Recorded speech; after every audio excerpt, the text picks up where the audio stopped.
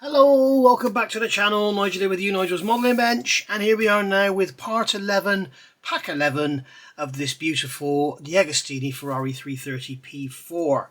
I want to start by saying sorry about my fingernails. They are minging. I bite them, which they're too short.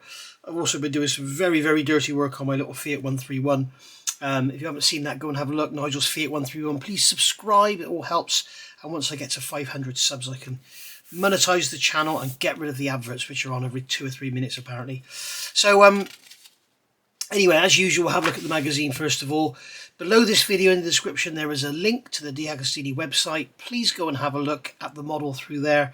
That means they will keep sending me these sets to build this model, because it's showing them that you're going their way. I get nothing for it other than that they get information to say that traffic has come through me, if you know what I mean. I get no kickback or anything on anything they sell. And also there's a link in there that you can go look at the DeAgostini Mustang as well, the 1/6 scale, which I'm also building, which is a beauty. Okay, so in Germany, the second victory of the 250p. This is getting a bit samey. Every magazine's got the 250 in it, hasn't it? So John Surtees at the wheel of the Ferrari 250p during his victory at the 1,000 kilometres of Nürburgring in 1963. The bulge at the rear is due to the clutch being mounted behind the gearbox. The bulge at the rear. Okay, there we go, more pictures there of the beautiful cars. 250 GT short wheelbase, an irresistible Grand Tourist. There we are, lovely looking car. V12 engine, typical Italian, beautiful thing. Really nice. And there's a nice cutaway of it, and then all the specifications.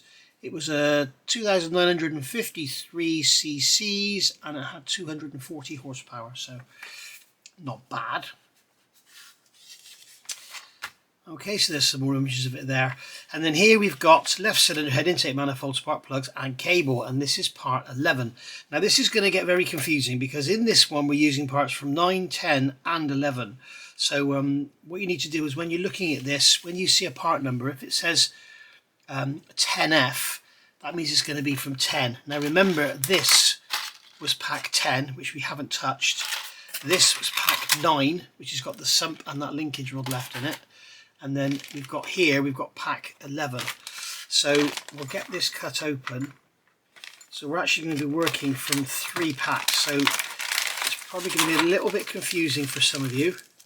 But bear with it, because at the end of the day this is turning into an absolutely stunning model, and I'm sure the confusion will be more than worth it.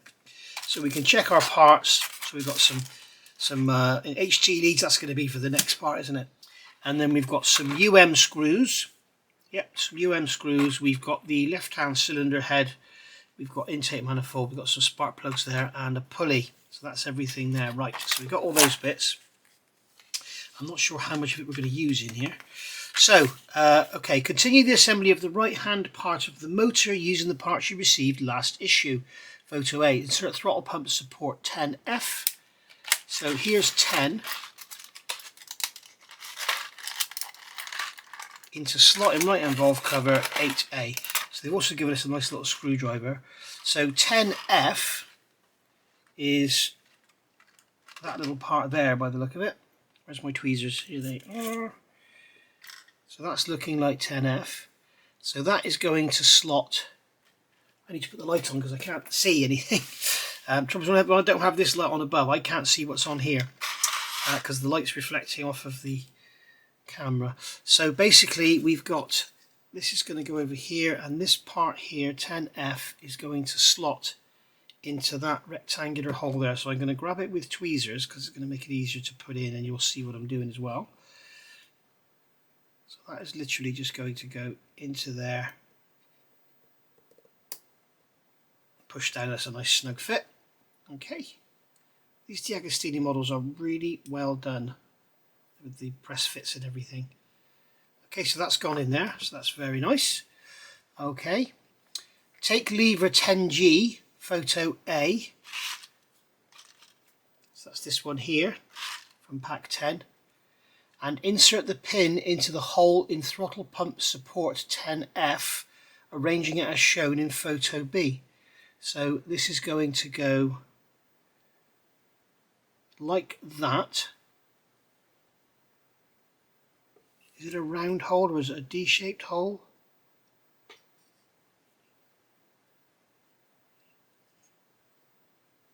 It's got like a key on it, so that's going to go into there like that. Okay, it's only going to go one way. It's got a little key, but you can see how that's fitted. I'm going to pull that HT lead around that nubbin there. There we go. So you can see how that's fitted now. Okay, so now fix injection pump drive rod 9K. So here we go, we're going back to 9 now. It's a hinged base 10D. Okay, so here's the rod back on there, and then the hinged base 10D, which is this one here. Okay, so fix injection pump drive rod 9K to hinged base 10D photo A. So you've got this looks like it's pretty symmetrical. Okay, so that's going to go like that, and that's going to go onto there. Oh, same size. They look like they're the same size.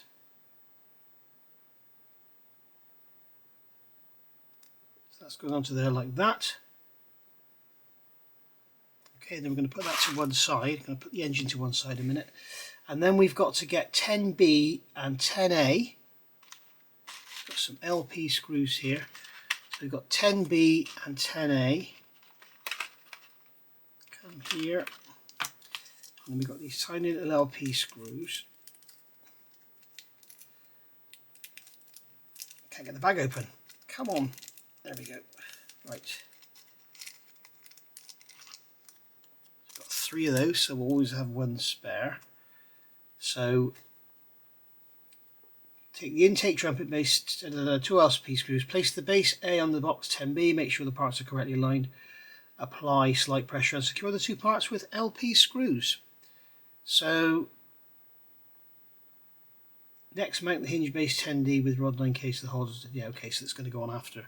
So we've got this here is shown that way up.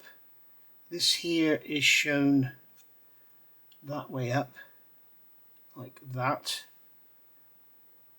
So that is going to go like that, I'm guessing. Got to be careful with these drawings because sometimes they show you it so it goes like that, and sometimes they show you so it goes like that. But if you get it the right way up, you can see you've got, in the drawing, we've got 2 pins here, we've got 2 holes there, so there, that's how that's all going to line up. So we'll push these pins into their holes. Okay, so that pin's going to go in there, that pin's going to go in there. This pin on the top doesn't really seem to want to go in.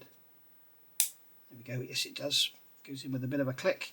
And then we're going to take a couple of LP screws. I'm going to use my little Tamiya screwdriver and just screw these into there. Just to hold it together.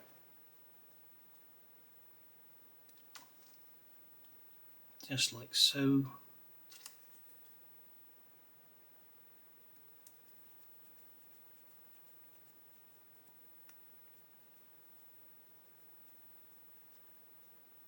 There we are. So that's gone together just like that. Okay, so there we are. There's our 2 LP screws gone in. Then we've got a spare there. Just put it over there out of the way. And then we're going to fit the hinged base with rod so that the hole in 10D fits over the pin on the box photos C and D. So basically this is going to go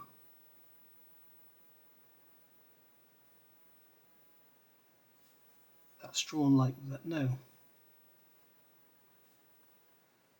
Okay, so that way around. They're showing it that way around. And then that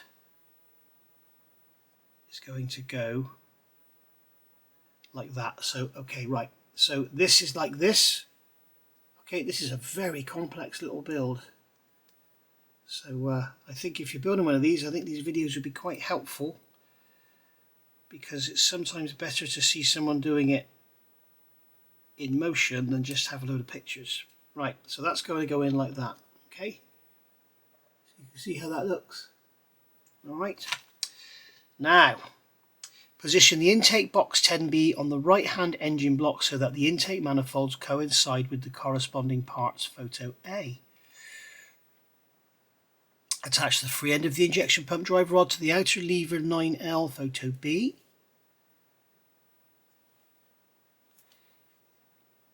Fit the intake trumpets 10C in the top with light pressure as shown in photo C. The trumpets furthest away from the distributor should be angled inwards as shown. The trumpet is numbered 6 and shown ringed in red photo. Right, so this is getting very, very complex. Right, so this one here is going to go through there. So what's going to happen here is this is going to go down over the top like that. Okay, so we're going to have to make sure that all these manifold parts line up. There we go, we can just jiggle it around until they all line up. Okay, so that's that there. And then this throttle rod is going to go onto this end of the pump here. So what we'll do, in fact we'll do that afterwards. What I'm going to do is get one of these out. So I'm going to get all of these out here. One of them is going to be different than the others.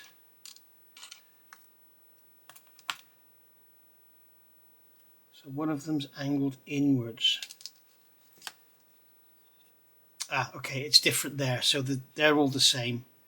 So I've got to fit this again. Make sure you're not trapping any of the HT leads in there.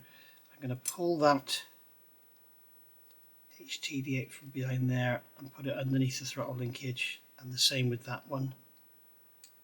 There we go. So once again, we'll put this on here, jiggle it around until they all sort of drop in and line up like that. Okay, hold it down, and then you've got a D-shaped pin on here. These all have to face in.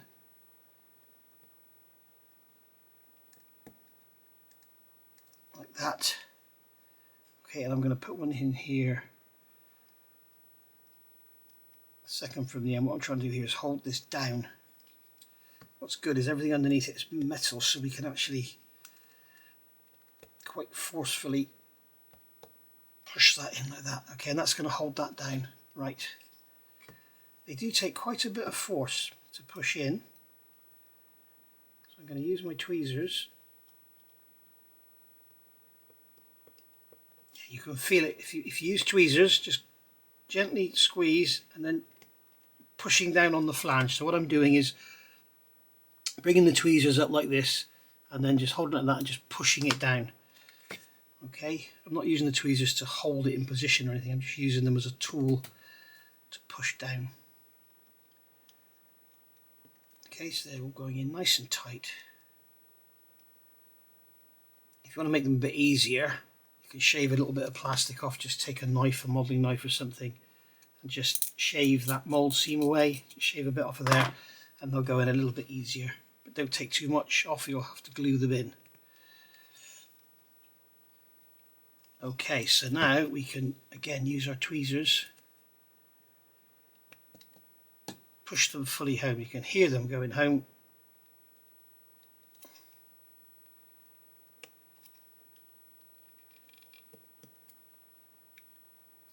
They are very, very tight. If you do happen to snap one off, don't panic, just glue it on. There we go, there's our intakes. What a beautiful looking engine this is turning out to be. It's lovely, isn't it? Right, remember that M1 has to turn in. Okay, so that is correct. Now, we've got these two tiny pieces left over here. That's a spring and something. And we're not going to use them on here either. So, I don't know why they keep doing this. I don't know why they keep giving us parts to be used later on. I don't know whether to just give them to this when we need them. Because the trouble is, some people who live in a house with lots of people roaming around and picking things up and moving things around. That's how stuff gets lost.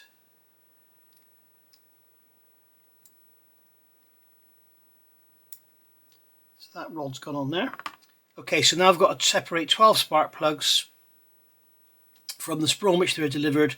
Photo A, fit them into the left-hand cylinder head, inserting the pins into the holes in the centre.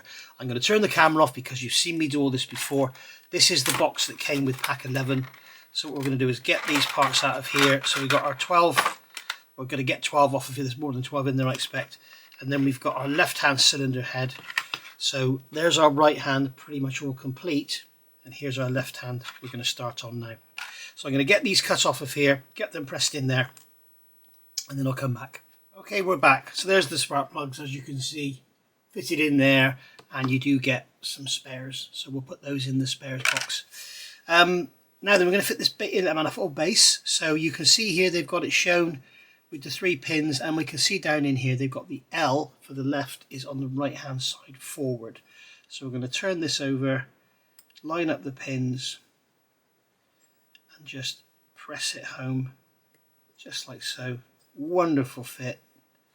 Push together, snap fit, absolutely lovely. There we go. So that's that done. So I'll come over the page now. And then we've got this pulley, so we're going to use all of part 11. That's good. So we've got these pulley parts here.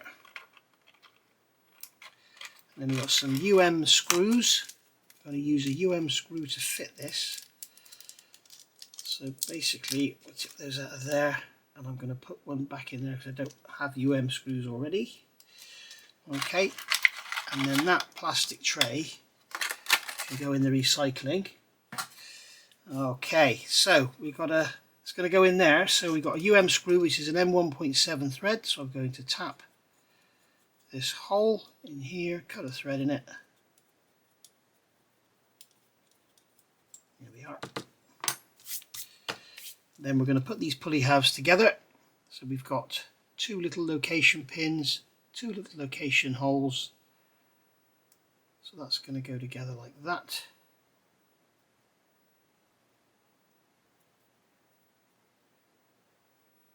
Is it 1 small pin, 1 large pin? Because that's not wanting to go in that way. Let's try it this way.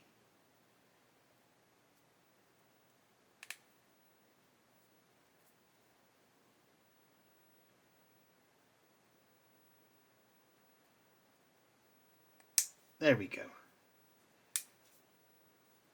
That's a good old push fit together there. Right, and then we're going to fit the pulley, make sure we get it the right way around. So we've got you can see we've got a thick side and a thin side on there. This side is thin, this side is thick. They're showing in the instructions as thick side in. And then we're going to take a magnetic screwdriver and we will put in these little screws. Believe it or not, are what hold the wheels on the Mustang. It's absolutely ridiculous. They're tiny.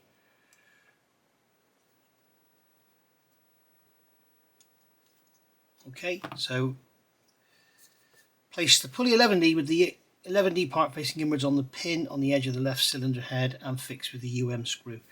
So there we go. That's pack 11 done, guys. So it's showing us there. We've got our engine block done and our cylinder head done and everything. So it is all looking very, very nice indeed, isn't it? Looking like a proper old Ferrari V12. I've got a spare LP screw there. We've got some spare lines. Now here's the parts from pack 10. We've got a spring and a little bracket piece there. Obviously the screwdriver.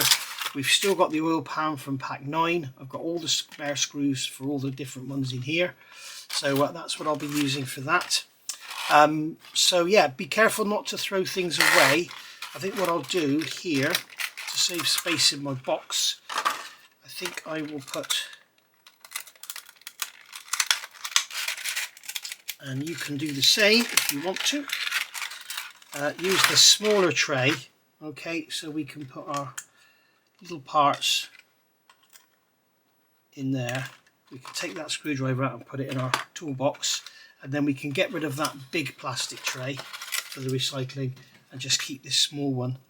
So we've got our spare screws in here, and what I do, I keep them all bagged up in their correct bags so we know what they are, because I think, as I mentioned before, going along the line, we're going to be getting a that's an LP screw there. We're going to be getting a screw box, which I find a little strange because with these kits they always give you screws individually, but maybe they're just going to give us a big bag of screws at some point, so they have to stop sending out, so they can stop sending out the individual screws. So it'd be more sensible, like Pocker do, just give you a bag of screws and put them in a box. So there we go. So that's all our parts there. Okay. We're just going to have a quick look before we say goodbye. We'll have a look at what's coming in pack 12. I cannot believe we're still on these major assemblies. There's bound to come a point where you're going to get, 3 magazines is 5 minutes work, because it always does. So that's pack 11 done. All that over there. Pack 12. Where is pack 12? Pack 12 is here. Again, we've got lots of bits. We've got an alternator. We've got spark plug caps, distributor caps, sorry, and a cam cover, and we've got a load of screws as well. So pack 12 is also going to be a lot of work to do. We'll just have a quick look and see what the work involves. So we've got all those parts in there. So we're going to be building up the distributor again. We're going to be adding these little brackets and stuff. So yeah, pack 12 isn't too much work. So we may combine 12 and 13. We'll see what we've got coming in 13. Let's have a look at 13. Yeah, 13 is adding all the HT leads. So yeah, we may combine 12 and 13. Let's see. Right, thank you for watching, guys. I will see you all very soon. Bye for now. Don't forget, if you want to get one of these, have a look down on the description below this video, and go and click the link to have a look at DeAgostini.